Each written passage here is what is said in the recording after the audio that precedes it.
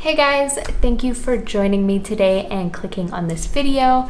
Today I'm going to be talking a little bit about sculpting and 3D printing and airbrushing, which is something that I've been really into lately. And I also want to share with you a couple of airbrushing supplies that I recently bought and explain the purpose and maybe why you should look into getting it as well. Today I am going to be airbrushing a model that I created in Nomad Sculpt, and I'll actually show you now.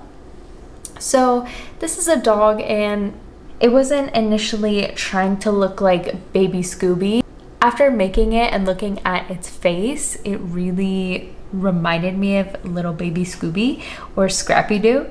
So I kind of painted it that way, but it really was not my initial intent. I do have a reference. I'll show you my reference. So this was originally my reference for the sculpt. So you can see the big features like the nose and the eyes and the ears and the big collar and a little bit of a smaller frame, more emphasis on the actual head. I really love these concept art drawings because you see the front, you see the side, you see different emotions and behaviors, and you get a lot from just an image like this. And ultimately I want to get to the point where I'm actually doing this myself, because these really allow you to have a dynamic idea of how to actually create your 3D model. So as you can see, I kind of made it to the best of my ability. I made it so that it looked like the dog was walking, and I also wanted to make sure that he can stand on his own without falling or leaning over to one side. So ultimately I did print this and I was super happy with the results. So this is an example. He does stand on his own, which is great. I did hollow out this model in Chitu box. It is definitely not solid. It has a little bit of weight to it, but not too much. And the dig holes can be found right on the bottom here. I did not print out the plugs because, I don't know, it's not really in a visible spot, so I didn't really intend on replugging it. So this is how it looks like primarily. I'm going to be using a primer on this. As you can see, there are some blemish marks from the support structures, but it's really not much. I made sure that it wasn't in any prominent areas like the nose, the mouth, the ears.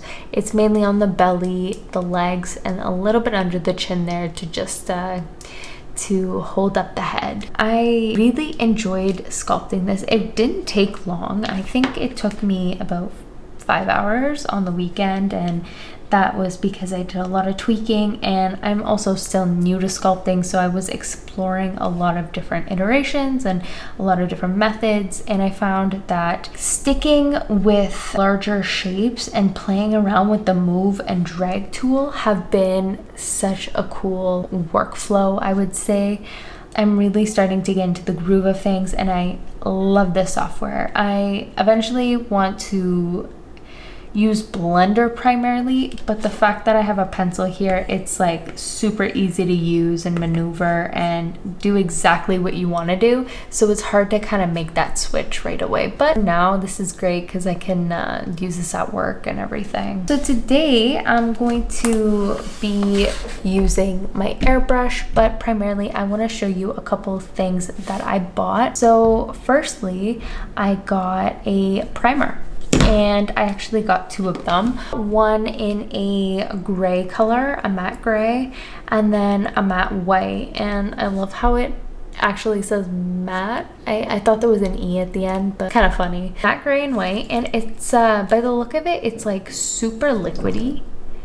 It looks like it's ready to use right away on the airbrush, and no thinning needed, and also like it looks pretty pigmented as well. I'm hoping this is the case because a primer is supposed to have pretty good coverage, but it says it's ultra matte. It helps prime your models indoors. I'm assuming maybe there's less odor.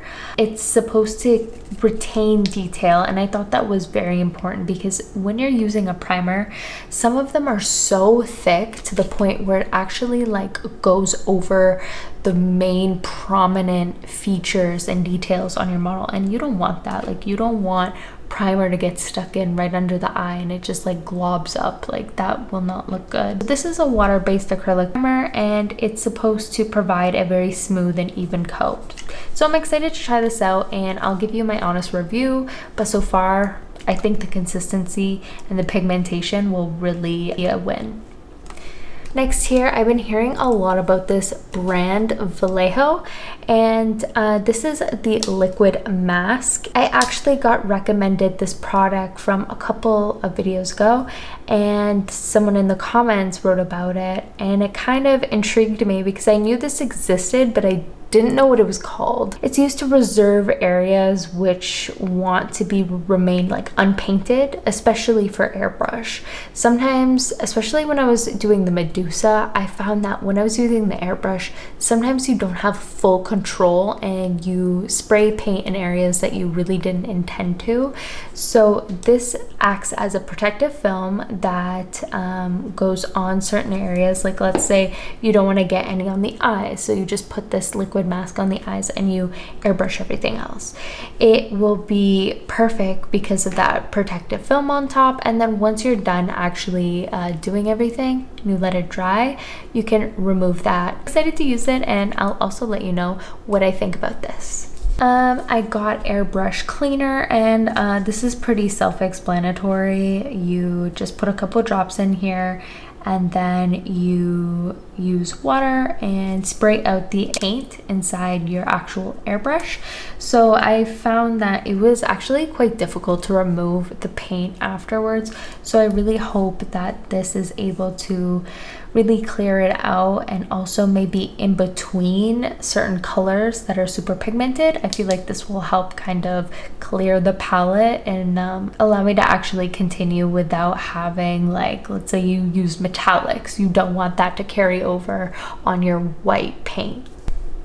Okay, and after that, I just got this because I assumed that I needed it, and the majority of the brands that I chose is the Army Painter, because I find that when I bought the paint set, the quality was so amazing. Like, I have like a set of like, I don't know, 50 of these little paints, and I always talk about them and boast about them because they're so pigmented and they last such a long time. And I've had them for a year and it hasn't dried out or anything, so I'm super happy about this. The last product I'm super excited to try out, and it is the Airbrush Medium. It's actually a thinner, and it also improves the flow of the airbrush and the consistency of paint. So what you do here is you pour one part of the Airbrush Medium into the actual well of the airbrush, and then you add a couple of drops of this paint, the war paint, and this is acrylic, into the well, and then you mix it, and it's able to thin this very thick paint and make it usable for the airbrush. So as much as I love airbrush paints itself, and I do have them, they are quite expensive, and having this will definitely make this go a long way. And also, there is I have a ton of flesh colored, skin colored paints, so I'm able to use this thinner to actually allow me to use them on my models without actually physically painting on them. I can use the airbrush to get that even coat. So I'm super excited to try this out, and again, at the end of the video, I'll give you my honest review on how I liked all the products. I have these two little guys over here, and I'm going to paint them quite colorful. I don't know exactly what I'm going to do yet, but stay tuned to see the result. And yeah, let's start by priming them. I'm probably just gonna do white to keep it simple and see the coverage on this white pigment.